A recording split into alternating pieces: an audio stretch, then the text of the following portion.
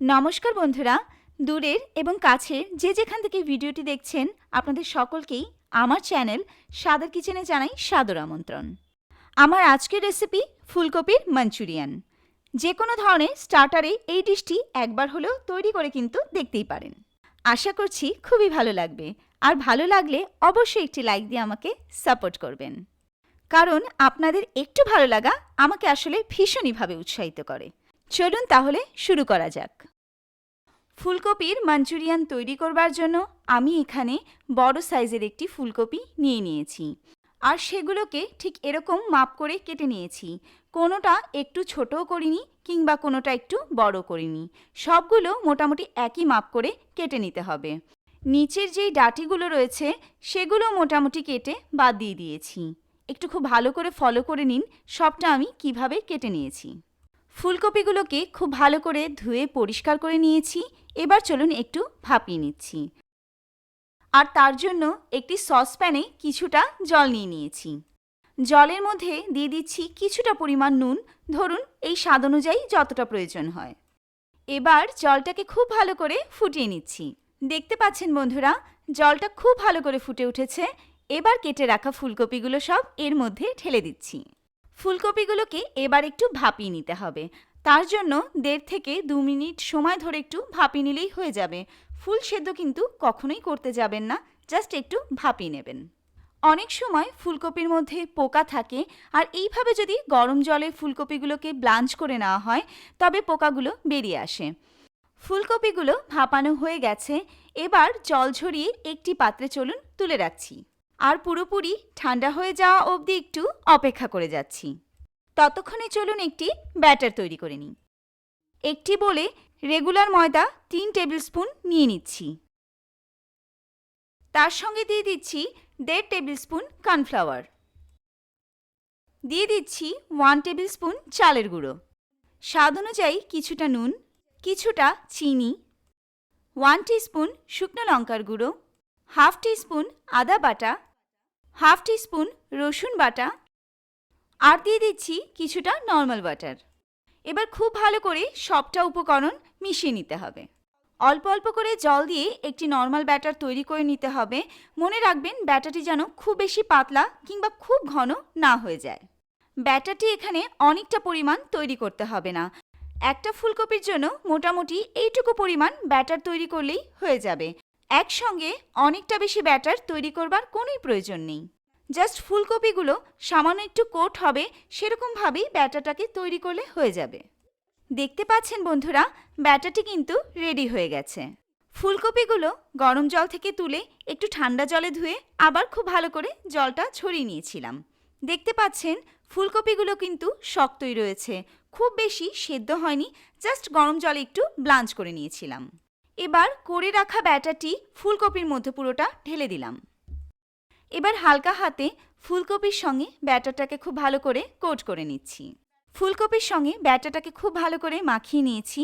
ব্যাটারটি যদি মনে হয় একটু পাতলা হয়ে গেছে তাহলে তার মধ্যে আরও একটু চালের গুঁড়ো অ্যাড করে দিতে পারেন।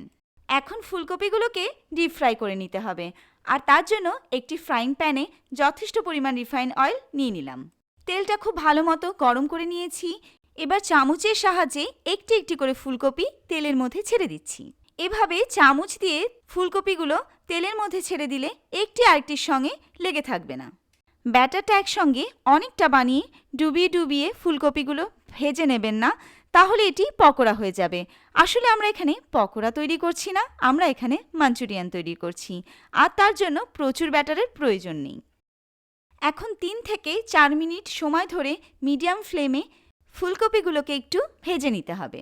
আর ভাজবার সময় যদি ফুলকপিগুলো একটি আরেকটির সঙ্গে লেগে থাকে তবে একটু আলাদা করে নেবেন, তাতে মাঞ্চুরিয়ান তৈরি করতে একটু সুবিধা হবে।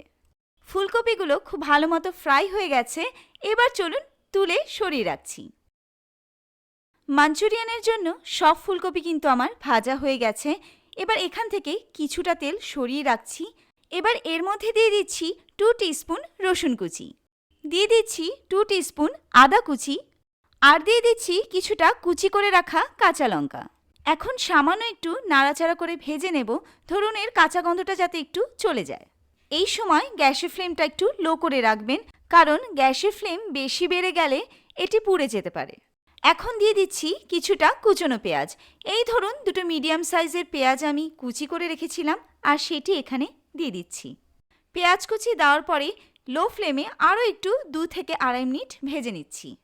পেঁয়াজটিকে খুব বেশি ব্রাউন করে ভাজবার এখানে কোনোই প্রয়োজন নেই, জাস্ট একটু নরম করে ভেজে নিলেই হয়ে যাবে। সবটা খুব ভালো মতো ভাজা হয়ে গেছে।